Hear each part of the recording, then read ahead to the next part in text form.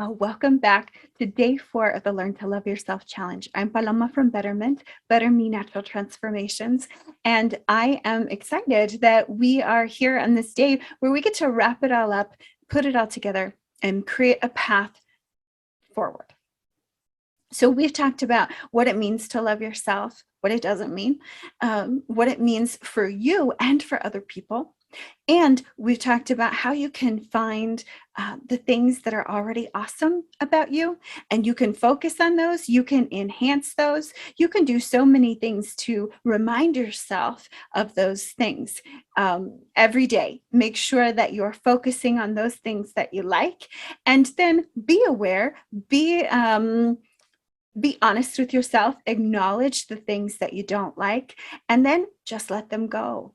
And there are lots of different techniques and tools that you can use for that. You can use the visualization, you can use journaling, you can use EFT tapping, or so many other things. One of the most important is changing the language that you use with yourself and speaking to yourself in a more loving way. Yes. Also, something that we haven't talked about yet is boundaries. And that's part of the step forward. That's part of moving forward and planning out your path ahead of you. So these boundaries, sometimes this is challenging, but once you've started to develop that love for yourself, right? You've picked one thing, you've focused on that, you've enhanced it, you've made it more obvious to yourself and to others, you've grown it, and then you repeat that same process with the next thing that you find that you love about yourself. And you do that over and over and over. You find that you've built some love for yourself. And then what happens is when somebody does something that is contrary to that, then what do? You realize in the moment, you feel different, and you might say to yourself, this isn't right. This doesn't match. This is not congruent with how I feel. This isn't congruent with what I want. And so you might choose to, in a loving way, say to the other person, yeah, I'm not comfortable with that. I would prefer if you said, you spoke to me this way, or I really need this. Yes, you learn to do that in a very loving and compassionate and kind way. And you learn to do that also with yourself. Yes, because sometimes we'll infringe upon our own boundaries. Right? We might say to ourselves, I don't want to do this anymore. And then we find ourselves doing it. Yeah. So again, that awareness and being aware, paying attention to that. And okay, what are our other options? Why maybe is this happening? And what can I do to do something different in the future, to make a different choice in the future? So we need to set those boundaries for ourselves and for other people. So what are the boundaries that you have now? And are you comfortable with them? Do you like their location? Do you want to push them out more? Do you want to, can you allow a little bit more in over here, but I need more space over here? What do you need? That's something to analyze and to think about so that you can have that well established in your mind before you go forward. Moving forward, also, you can repeat these things as often as you need to.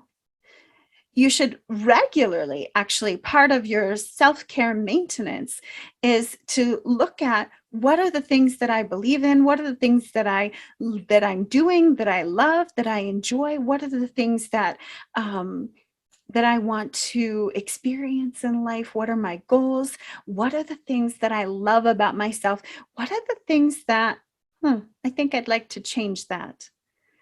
That's part of regular self-maintenance. That's part of loving ourselves. And of course, the other things that we all know about, but sometimes we don't do, making sure we get enough sleep, good nutrition, exercise, getting enough light and enough time with other people, and having a balance with our work lives, all of these other things. Some of them we're good at sometimes, and some of them maybe we're not so good at, and we need to improve.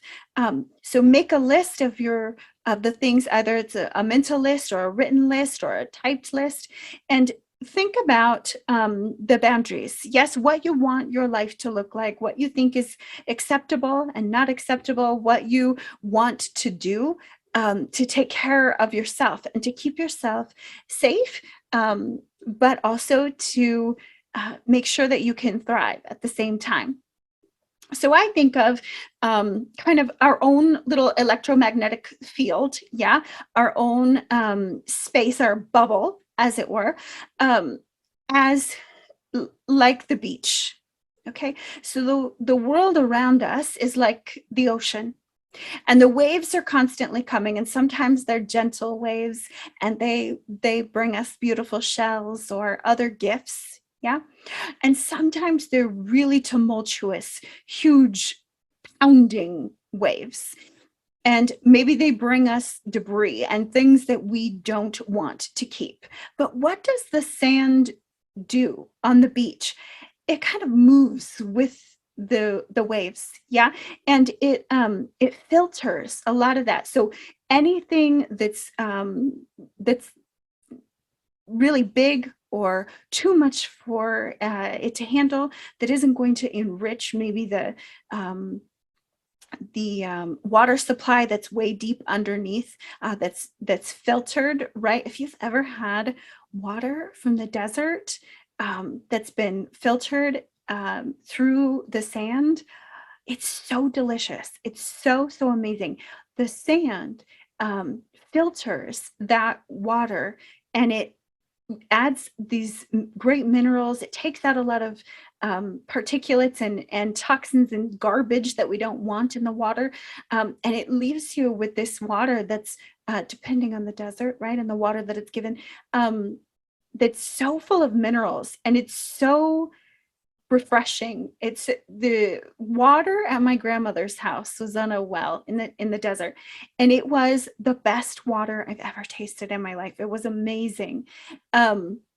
So that sand has this amazing power to filter whatever it is around, whatever is in the water that we don't want. Yes. So just like this, when life happens, when the sea hits,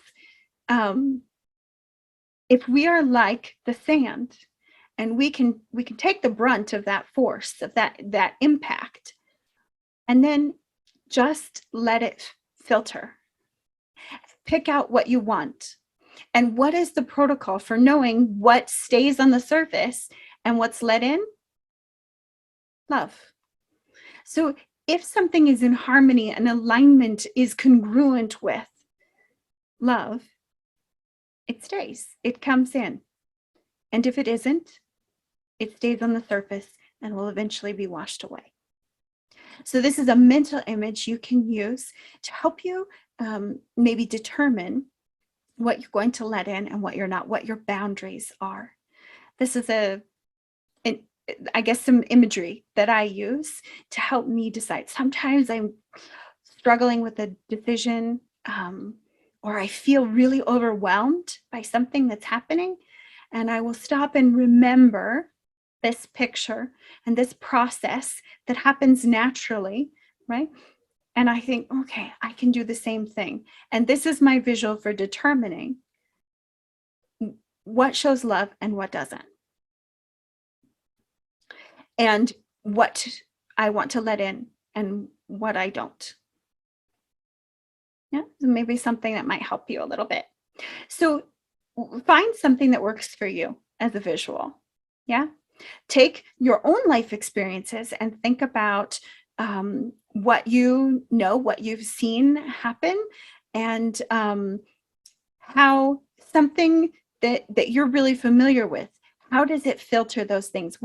How does it establish boundaries? How does it determine what's let in and what isn't? And how does love fit into that process? And remember, how do you answer really any question? What shows the greatest amount of love to the greatest number of people for the greatest length of time? And if you can apply that in every situation, then you'll be able to make decisions that can support your anchor, that tap root of love in yourself, and also at the same time offer love to other people in whatever form it takes. Even though it's been a short couple of days, there has really been a lot of deep and profound information here, and really some deep soul searching. Yeah, that's been required. So take the time. This challenge, as I said, it's going to be available all the time. So watch the videos again if you need to. Take the time that you need to really sit and think about these things.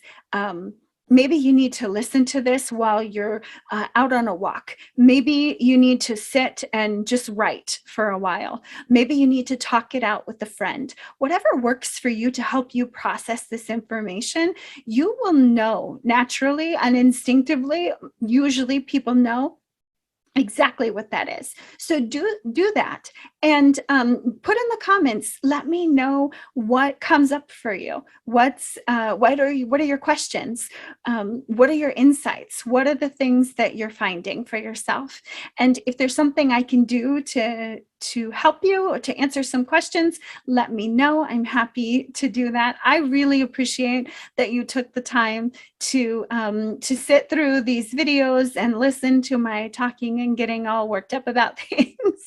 I appreciate that. So if you stayed to the end, thank you so much for that. I really greatly appreciate that. And I look forward to hopefully meeting some of you and getting to know some of your insights and your experiences so that we can all learn and grow from each other.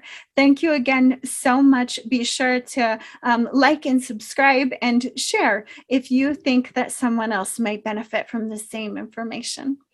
Thank you so much, and continue to really dig deep and find all those things that are awesome about yourself that you can love, and just keep finding more and more. And I hope to talk to you again soon. Thanks.